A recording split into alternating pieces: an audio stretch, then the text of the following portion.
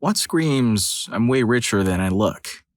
Abundance mindset versus scarcity mindset. Rich people see opportunities everywhere versus obstacles everywhere. The key thing is that they believed in opportunities even when they were starting out and had nothing, not just after they had lots of money. Constructive thinking versus critical thinking. How do I make this work versus this will never work? If you give them an idea, they immediately think of different ways to apply it to their business or life. They're perpetually optimizing. Growth mindset versus fixed mindset. I can get better versus if it's not perfect right away, I'll give up because I don't want people to see and I'll feel embarrassed. Also, in terms of how they look at the world, reality can be molded, whereas reality is fixed and cannot be changed. Feedback, not failure. No mistakes, just lessons learned. Well, that didn't work. Try another way. Versus, I suck, I quit, this isn't for me. Rise up, not drag down. If someone was doing better than them, they'd figure out what they could learn and rise up to, or even compete and be better.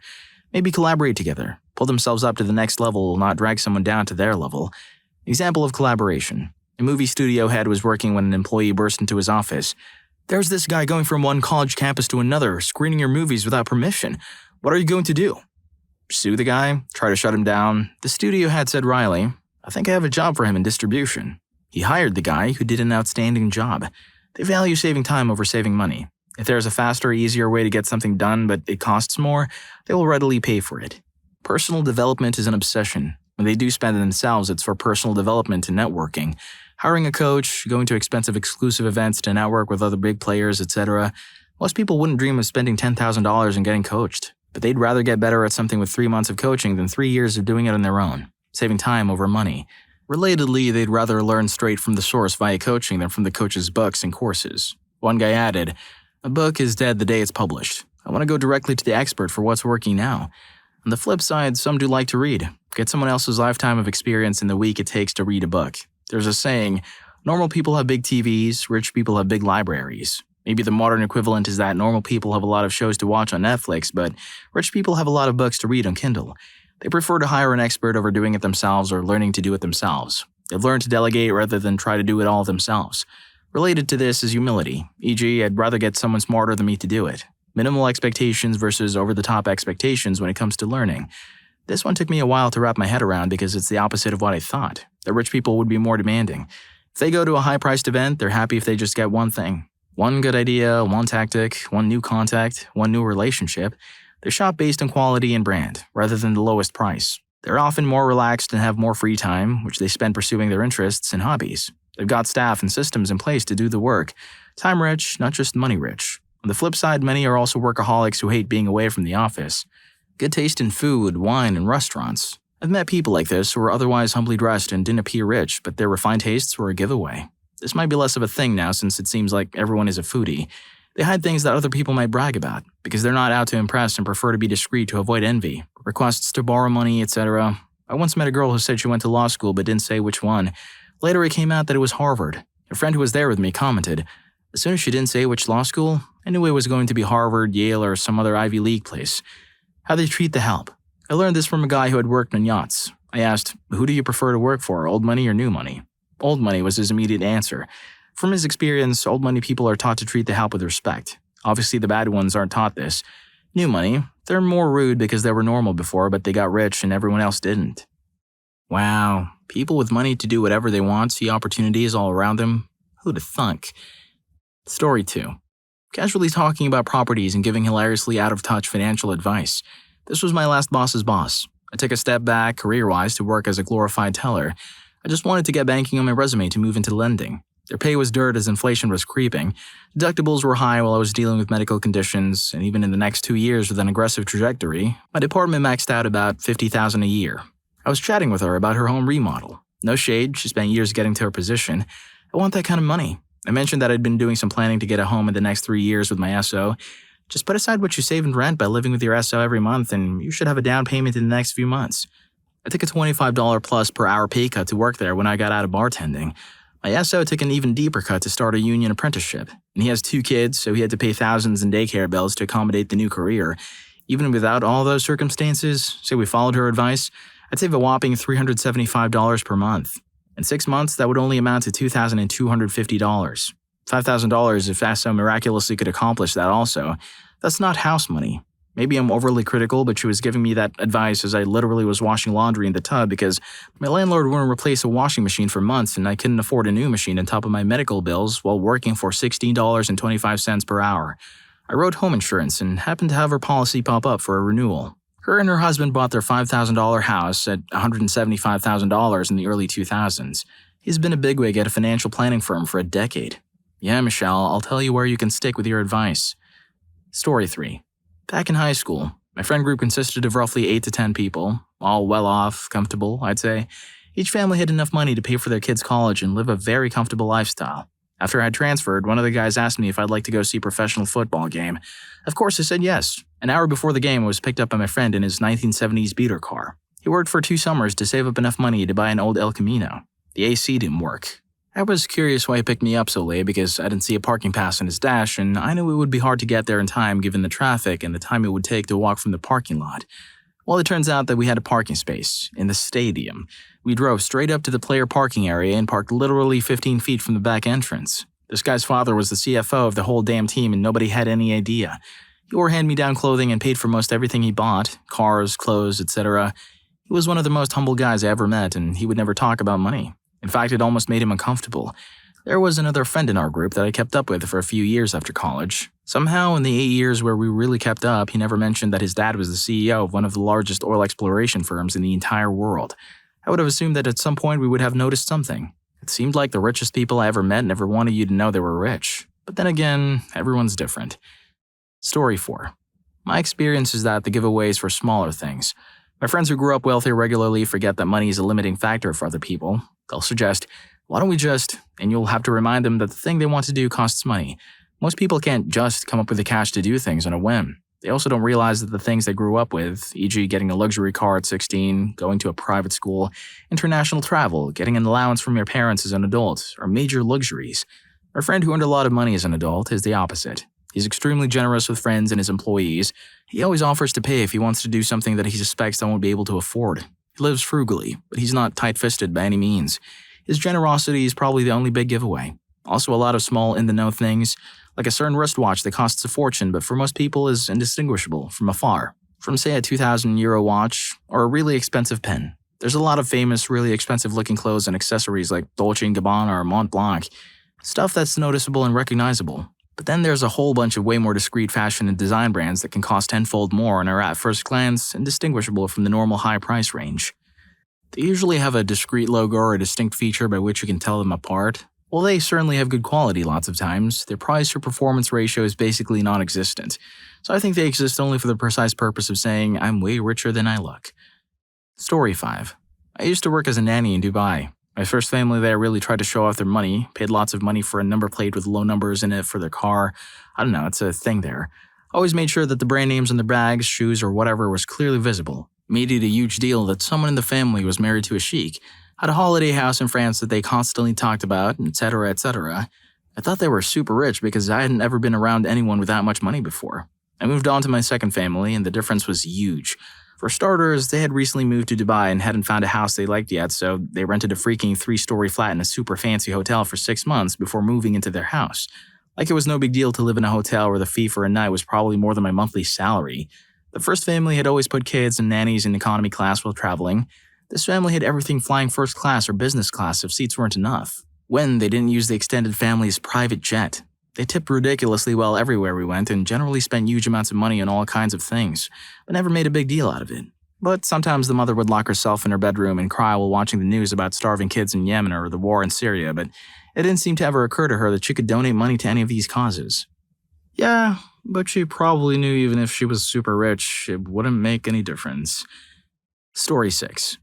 I know a guy from one of the old Citroen mailing lists who is very much old money, and that's older than you think here in the UK. He resented having to pay something like £150 to take a personalized registration plate off his car.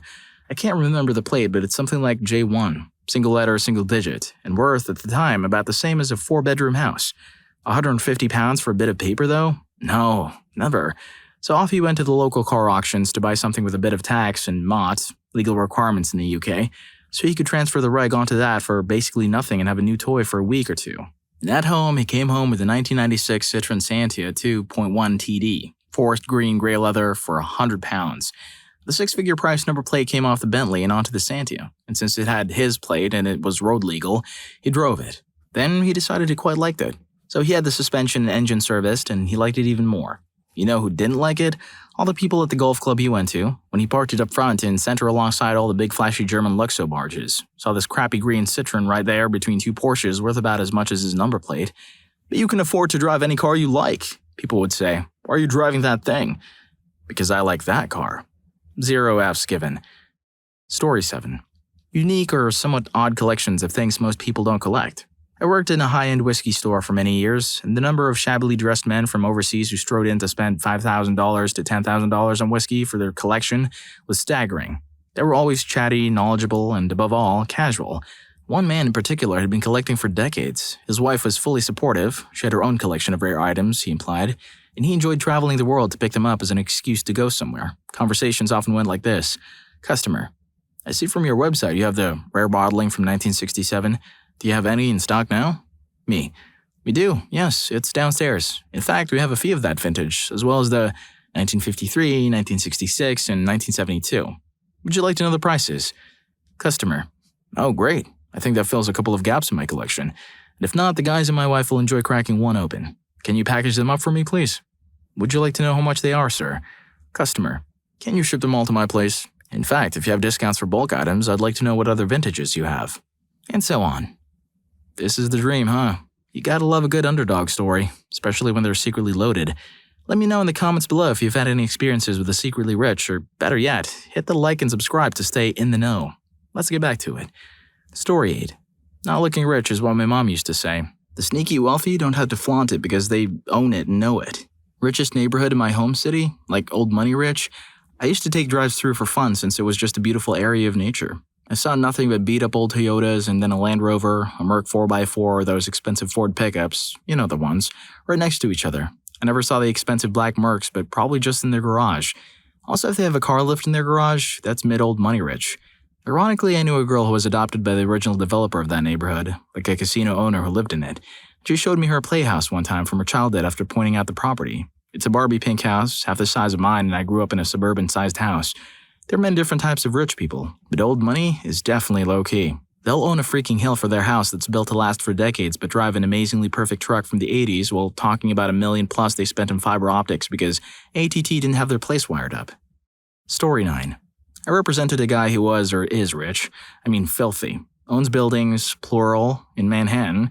I was in-house counsel for his company. So one day he comes to my office and tells me he needs me to go to a meeting with him across town and about 30 blocks north. He tells me to wait, he has to get the car. So I'm standing on the street and he pulls up in the company van that his employee uses for building maintenance, to carry stuff to renovate spaces for new tenants, etc. It's pretty crappy. On the way, I asked him why he was driving this, all things considered. He was an older, self-made guy who was pretty down to earth, so why the van? He said he could obviously drive or take a cab, years before Uber, but why bother? In Manhattan, most places in Midtown are reserved for parking for commercial vehicles only, and parking a car can be pricey. The van had commercial plates, so he could pretty much park in front of wherever he was going. Why waste money in a cab or parking a car? I couldn't argue with that. We parked right in front of the building. And that is exactly why he is rich. Story 10. Back in high school, I used to do rowing, and at the rowing club, there was this guy who wasn't great at socializing. He was a little awkward, but he was friendly, so I didn't mind him. We often went out in the same boats and would talk to each other, as much as was possible while rowing. And at the end, his dad would always pick him up afterwards wearing sweatpants, slippers, and a hoodie.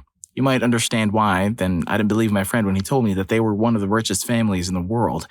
I looked them up, and sure enough, there they were, worth an estimated $15.5 billion. Now, whenever I see someone out in public looking like they're wearing what they slept in, I always assume they're mega rich and don't care about a thing anymore.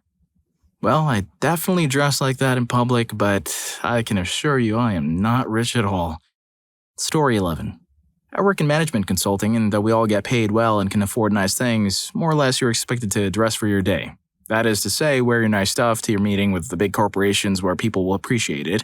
But if your client is a manufacturing facility in a business park, maybe you don't wear your best suit, tie, and Rolex. Essentially, the rule is to dress to the same standard as the best-dressed people there. Business is all about building relationships with people, and if you choose to be unaware of your audience and come in dressed to the nines every time, they're all going to think you have your head up your bum and trust you less. People want someone they can relate to. Wealth understands that it's these sort of connections that matter way more in the long run than the personal desire to flex on everyone. Story 12. I found that truly wealthy people generally have a relaxed demeanor and are surprisingly unpretentious. They tend to be in good shape, with nice teeth and a healthy glow about them. They're secure with nothing to prove, and it shows. The folks who go out of their way to flash huge designer logos, cut you off in their Teslas, and act all haughty and condescending are the fake rich. They don't have 2 dimes to rub together and are overly leveraged. They have to work super hard to support their make-believe lifestyle and exist to look down on others. They have this stressed, wired, over-functioning, grind-set energy about them because they know their life is a house of cards and they're one catastrophe away from complete financial ruin. Story 13. A man I know often says they're going on vacation, and if you ask where, he says they're going on a winery tour. If you leave it at that, he won't tell you they're actually going to France. It was that last year, and it's Italy this year. It's time to restock the wine cellar, you see. The wife is of generational wealth, the self-perpetuating kind. This is a family capable of committing to a Chinese goods-free year and sticking to it. This is a family who always goes to the same place for Christmas break because they own a second home in the mountains.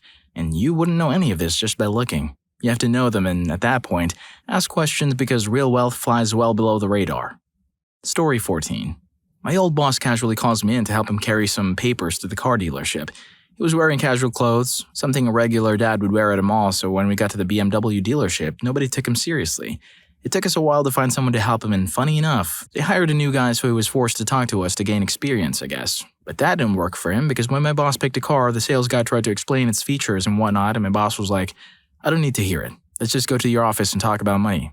After a few minutes of negotiating and getting the final price, the guy asked how we planned on paying, so the boss took the briefcase, thinking it was regular paper, but instead it was full of cash. Guy panicked a bit since he didn't know how to handle that amount of money. I panicked too because I've been holding that case for more than 2 hours not knowing what's inside. They had to call in the manager and say it'll take longer to process with cash, so if he can just do a check instead, and he's like, my assistant is complaining how heavy the briefcase is, so if you can take some of this cash and I'll pay the rest in check, that would be great. When we got out, everyone was looking at us like they saw something criminal. Story 15. I have a friend from the top 1 to 2% in his respective country, but you'd never be able to tell. Except he'd always pay for our food when we went out with him and would sometimes be confused about the price of certain things or why we couldn't just do certain things, because they'd require big amounts of money. Another certainly wealthy foreign friend invited my entire family to stay in his family's second house. He never talks about money, but somehow it slipped that he's got a golden credit card. Although I don't know the implications behind having one. We're a wealthy family I used to live with. We went to McDonald's drive-thru in our pajamas several times. Very carefree. Never judge a book by its cover, right? On the flip side, if you ever wanted the inside scoop on the super rich, hop on to the next video. What have you seen working for the super wealthy? It's got some highs and lows, but story 2 hit the jackpot. See you there.